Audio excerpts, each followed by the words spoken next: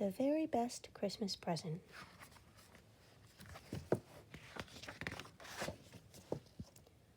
One snowy morning, a few weeks before Christmas, Mr. Flugel's doorbell rang.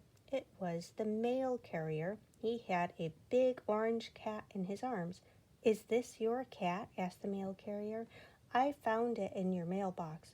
"No," said Mr. Flugel. "I live alone, and furthermore, I don't like cats." "Meow," said the cat, looking cold and sad. "I can't keep it," said the mail carrier. "Oh, bother," said Mr. Flugel. Then he looked at the cat. "Meow," said the cat, looking back with big yellow eyes. "Well, I guess I can keep it for today," said Mr. Flugel, "but tomorrow it must go." Mr. Flugel took the cat in and gave it a saucer of milk. Then he went about his chores.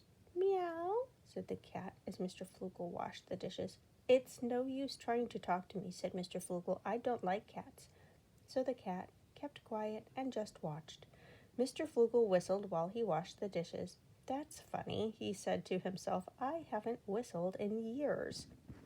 The day passed, and it was time to go to bed. The cat curled up beside Mr. Flugel and said, "Meow."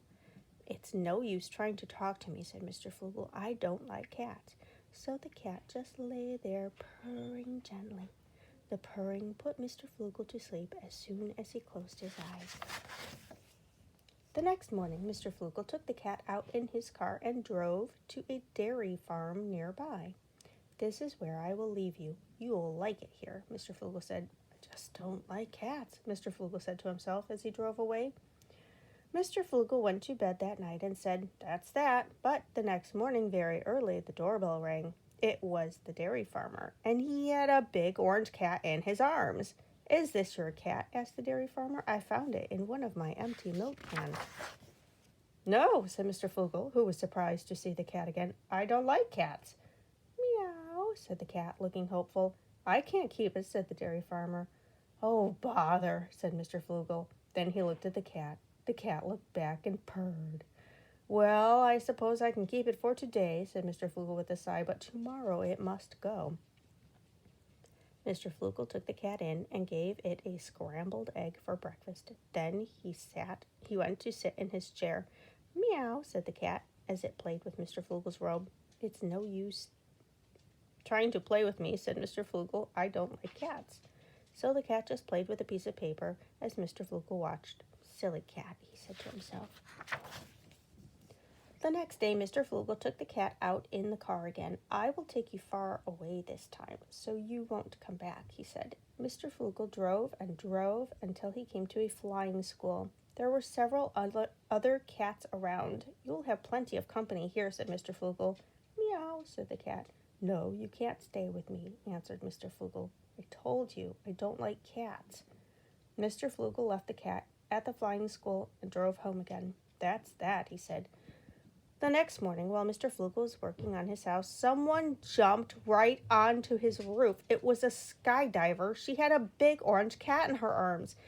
"Is this your cat?" asked the skydiver. "It jumped right out of the plane with me as we flew over your house." "No," said Mr. Flugel, rolling his eyes. "It's not my cat. It never was my cat, and I don't want it to be my cat." "Well, I can't keep it," said the skydiver, "and anyway, it seems to like you." "Meow," said the cat, looking at Mr. Flugel lovingly. "Oh, bother," said Mr. Flugel with a sigh. "Well, I guess I'll have to keep you for today," he said, "but tomorrow you must go for good." Mr. Flugel went back to his work. "Meow," said the cat as it lay in the sun. "Oh, really?" said Mr. Flugel. "Well, I didn't miss you." "Meow," said the cat softly. "Stuff and nonsense," said Mr. Flugel. The next morning, Mr. Flugel looked at the cat and said, "I really must get rid of you today. You know I don't like cats." He thought and he thought about what to do. All of a sudden, Mr. Flugel had the best idea of all. "Since you were found in my mailbox," he said, "I will let the post office take care of it." That very same day, Mr. Flugel took the cat to the post office. "I want to mail this cat somewhere far, far away," he said to the postal clerk. "How about the North Pole?" said the postal clerk. "That's far, far away, and we have a nice warm post office there." Mr. Flugel looked down at the cat. The cat reached up and licked his face. Stuff and nonsense, said Mr. Flugel as he wiped off the kiss. Then, without knowing why, he suddenly asked, will they take good care of it at the North Pole Post Office? Of course, answered the postal clerk, looking offended. We always take good care of the mail, especially at Christmas time. And without another word, he took the cat into the package room. The next day, the cat did not come back. It did not come back the day after or the day after that. Well, I guess that's that, said Mr. Flugel as he washed the dishes. He tried to whistle, but nothing came out. More days passed, and still the cat did not come back. Well, said Mr. Flugel, a little quietly, I guess that's that. He climbed into bed, but for some reason he couldn't fall asleep. Stuff and nonsense, he murmured, just not tired. Now, it just so happened that the next day was Christmas Eve. Mr. Flugel watched from his window as people hurried to and fro, their arms filled with presents. Stuff and nonsense, he sniffed. Mr. Flugel didn't have any friends, so he never expected any presents for Christmas. Just then, for no good reason, he thought of the cat. I wonder what that silly cat is doing now, he mused as he sat in his chair. It's a good thing I don't like cats, he said to himself, or I might miss it. Just before midnight, Mr. Flugel went to bed, but when he got under the covers, he tossed and turned and couldn't get to sleep. When he finally did go to sleep, he started to dream. He dreamed that he was doing his chores and the cat was watching him. He dreamed that he was sitting in his chair and the cat was playing with his robe. He dreamed he was in bed and the cat was purring beside him. He smiled to himself and reached over to pet it. Then he woke up and remembered that the cat was gone. All of a sudden, he felt very sad and lonely.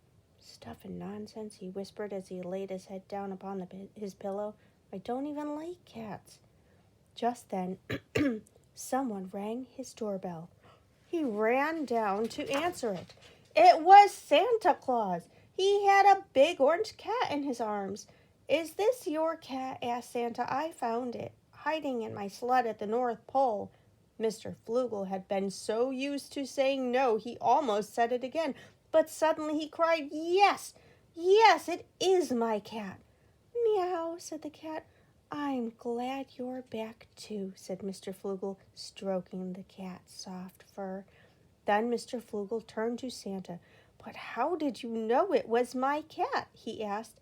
Instead of answering, Santa just gave Mr. Flugel a wink and a nod and hopped into his sled. Mr. Flugel waved goodbye as Santa's sled disappeared over the treetops.